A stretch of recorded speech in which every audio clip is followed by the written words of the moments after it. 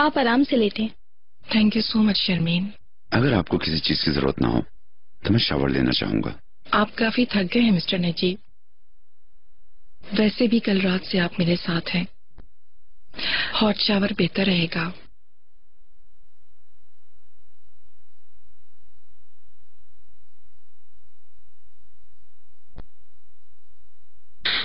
आप ठीक तो है ना मैडम? कल रात भी आप नहीं आई, मुझे बहुत फिक्र हो रही थी। थोड़ी सी बीमार हूँ शर्मीन। ऐसा तो नहीं कि आप इस कोठी के सेल होने से परेशान हैं? क्या कहा तुमने?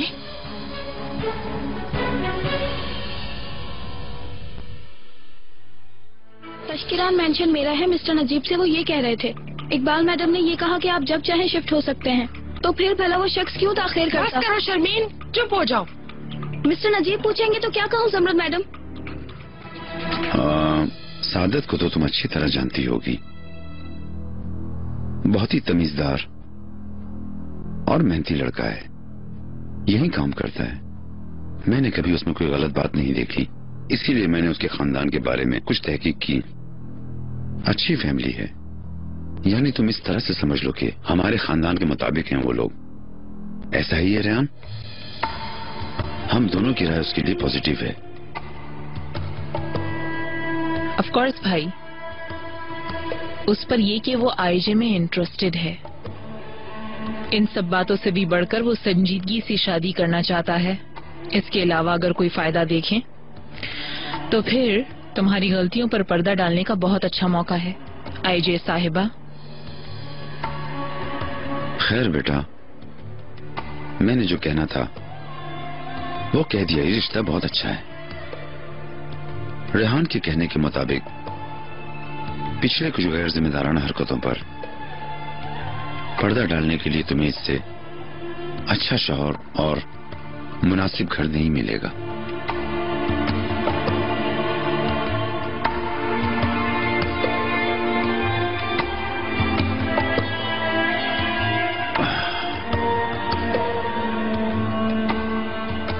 बेटा, घर बसाना हर इंसान के लिए सुन्नत होता है। मजीद गफलत में पढ़ने से बेहतर है कि फौरन तुम मेरी बात मान लो और मेरे फैसले को अहमियत दो। ये सबके लिए खुशी का बाइस होगा।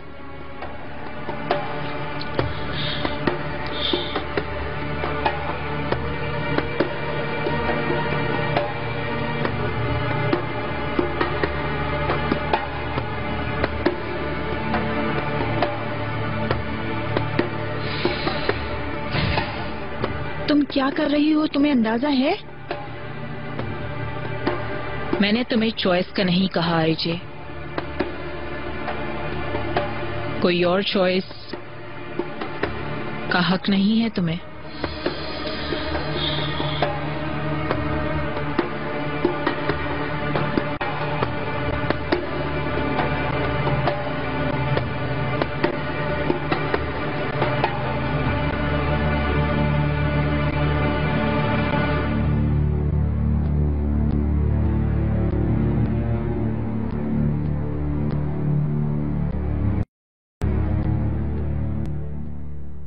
बेटा, मिसेस ज़ुमरुद कहाँ हैं?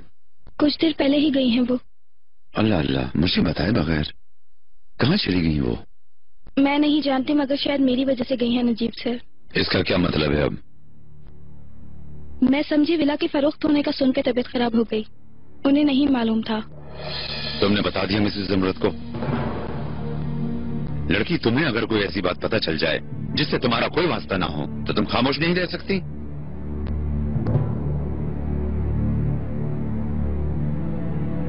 तुम मुझे मेरे बारे में मत बताओ, ये मेरी अपनी जिंदगी है। क्या ऐसा ही है? तुम्हारी जिंदगी का मसला है ये, मेरा नहीं है। मेरी जिंदगी का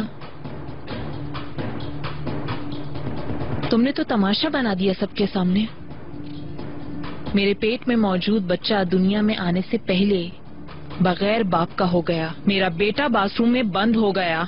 तुम लोग मजे कर रहे हो और मैं 15 साल से जिस शौहर की बीवी हूँ उससे दूर हूँ।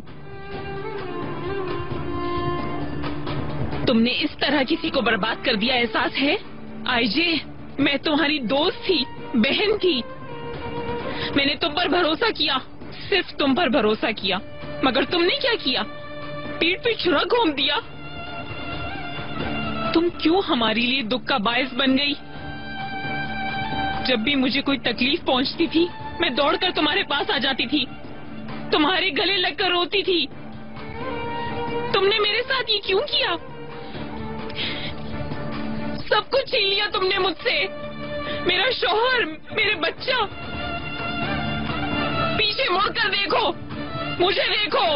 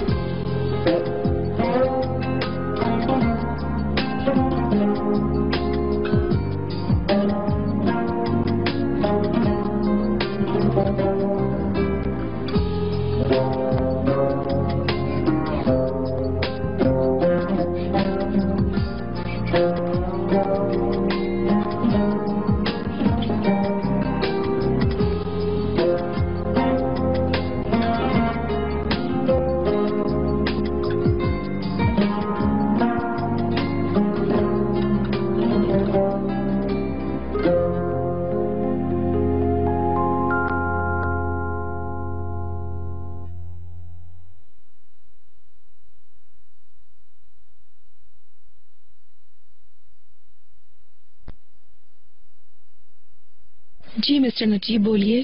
कहाँ हैं आप इस वक्त? मैं उस घर में कैसे दाखिल हो सकती हूँ? आप कहाँ ये बताएं, मैं अभी आपके पास आता हूँ। मैं सही हूँ, मेरे कदम नहीं उठ रहे उस घर की तरफ। ठीक है मैडम, आप वहाँ से कहीं मत जाएं, मैं आपके पास आता हूँ।